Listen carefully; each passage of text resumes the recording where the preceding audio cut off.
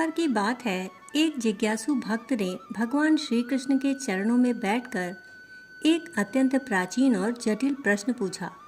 हे माधव, मनुष्य के जीवन में बड़ा कौन है? उसका भाग्य जो पहले से लिखा जा चुका है, या उसका पुरुषार्थ जो वह आज कर रहा है? यदि सब कुछ भाग्य में लिखा है तो कर्म क्यों करें?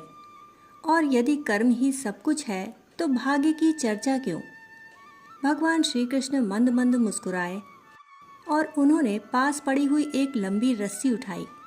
उन्होंने उस रस्सी का एक सिरा भक्त के दाहिने हाथ में दिया और दूसरा सिरा स्वयं अपने हाथ में पकड़ लिया।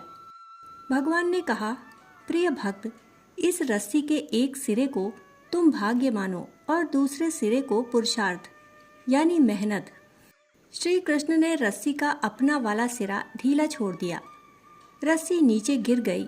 प्रभु बोले, यदि तुम केवल भाग्य के भरोसे बैठे रहोगे और पुरुषार्थ का सिरा छोड़ दोगे तो जीवन की यह रस्सी अर्थहीन होकर जमीन पर गिर जाएगी। बिना कर्म के भाग्य की शक्ति सुप्त यानी कि सोई हुई रहती है। अब श्री कृष्ण ने रस्सी को अपनी ओर जोर से खींचा, परंतु भक्त ने अपना सिरा ढीला रखा। रस्सी फिर भी काम नहीं आई। प्रभु बोले, यदि तुम केवल अहंकार में कर्म करते रहे और ईश्वरीय विधान को स्वीकार नहीं किया तो जीवन का संतुलन बिगड़ जाएगा। अंत में श्री कृष्ण ने रस्सी को दोनों तरफ से तान कर पकड़ लिया और बोले, जीवन की गति तभी संभव है जब दोनों सिरे मजबूती से थामे जाएं।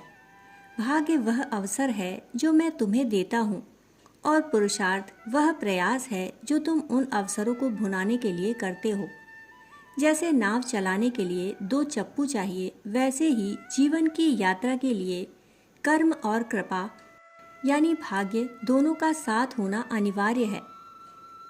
इस शिक्षा का निचोड़ यही है कि हमारा कल का पुरुषार्थ ही आज का भाग्य बनता है। इसलिए वर्तमान में किया गया श्रेष्ठ कर्म ही भविष्य की सुंदर नियति लिखता है।